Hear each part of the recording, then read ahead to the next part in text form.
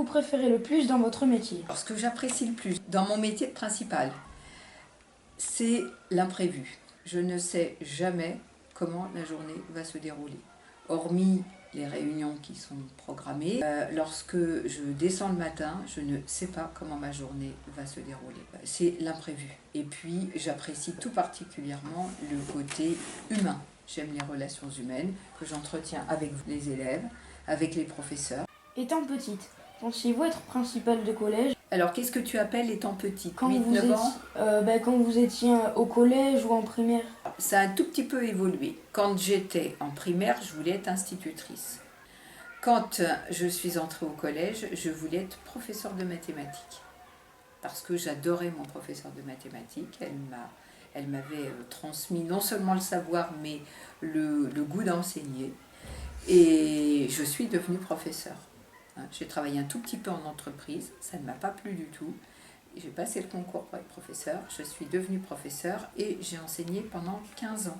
Je me suis régalée, mais j'ai toujours pratiqué mon métier avec passion. Et après, mais seulement après, j'étais plus...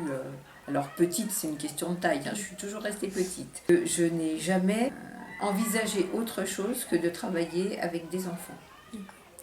Et puis au bout de 15 années, on évolue. Le métier d'enseignant, c'était un petit peu toujours la même chose. Donc je me suis un petit peu ennuyée.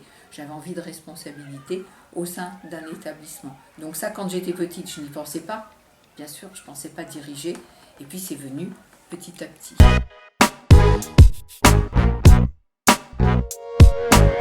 Quel est le rôle d'une CPE dans le collège? Alors le rôle d'un CPE dans le collège, c'est d'une part d'assurer la sécurité des élèves, d'organiser l'équipe des assistants d'éducation qui sont dans les couloirs, qui sont dans la permanence, qui sont à la demi. En ce qui concerne l'animation éducative, c'est par exemple la citoyenneté, comment devenir un citoyen, donc ça passe par la formation des délégués de classe. Demain on remet les prix de la journée de l'élégance, organiser aussi certaines sessions de prévention, par exemple sur le harcèlement, le racket.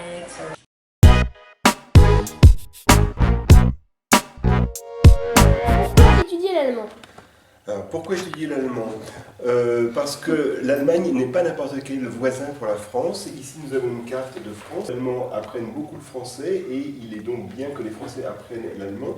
Par ailleurs, l'Allemagne n'est pas le seul voisin de la France. Il y a aussi l'Autriche, la Suisse, le Luxembourg, une partie de la Belgique et un petit pays qui s'appelle le Liechtenstein où l'allemand est la langue officielle. Donc les gens parlant allemand, que l'on appelle les germanophones, sont les principaux voisins de la France. Alors, quelle est votre méthode d'apprentissage? Alors, la méthode d'apprentissage a un principe. Nous partons des choses simples et on va vers le compliqué. Au départ, il y a beaucoup de par cœur et plus ça va, moins on apprend par cœur et plus on apprend à parler de façon personnelle, de façon autonome. J'ai un conseil à donner aux élèves qui apprendront l'allemand dès la 6e, qu'ils ont le choix. L'allemand n'est pas la seule matière qu'ils apprendront et il faut que tout avance de façon satisfaisante.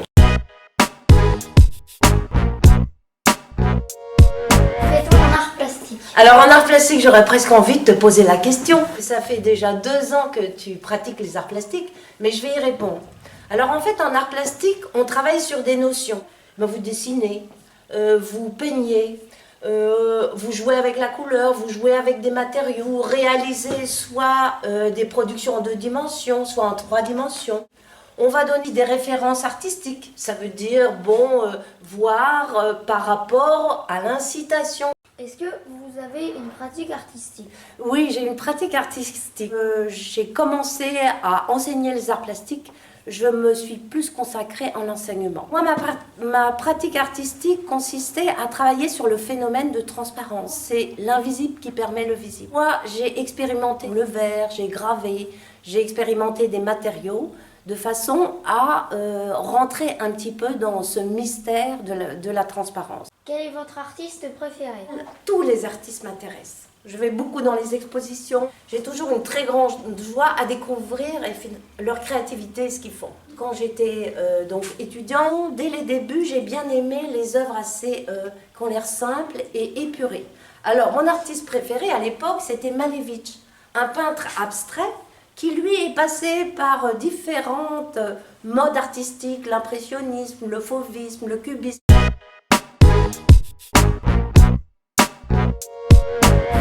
Aimez-vous votre métier? Oui, j'aime beaucoup mon métier que je fais depuis 25 ans et je l'apprécie toujours autant. Votre méthode préférée entre les cours et les expériences? On a besoin des expériences qui permettent d'ensuite bien expliquer le cours. Donc tout cours s'appuie sur une expérience. Les deux sont indissociables. Est-ce que vos élèves ont des bonnes notes? Alors mes élèves ont en général de bonnes notes, ils apprennent bien leurs leçons, qu'ils écoutent bien et réalisent bien les expériences. Qu'est-ce qui vous a donné envie d'enseigner le latin? Je ne suis pas formé pour enseigner le latin a priori, je suis formé pour enseigner le français. Et depuis tout petit, j'aime le français et après j'ai aimé le latin, mais j'ai passé les concours de l'enseignement qui concernent les professeurs de lettres modernes. Mais comme j'ai fait du latin jusqu'en classe préparatoire, donc je connais un petit peu. Si au collège, quel est votre souvenir de vos cours de latin? Un souvenir émerveillé, amusé. C'était dans le midi de la France. J'avais un professeur de latin qui était vraiment très remarquable. Aimeriez-vous enseigner au lycée? Oui, j'aimerais enseigner au lycée. Dans le passé, j'ai déjà enseigné à des adultes, mais pas le latin. C'est le français que j'enseignais. Si j'allais au lycée, ce serait pour le français. J'adorerais ça parce qu'on pourrait encore plus approfondir.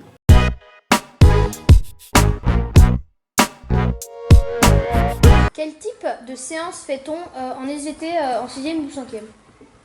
Alors, en 6e, la particularité par rapport à la primaire, c'est que les séances en SVT vont être plus axées sur la manipulation grâce à des demi-groupes.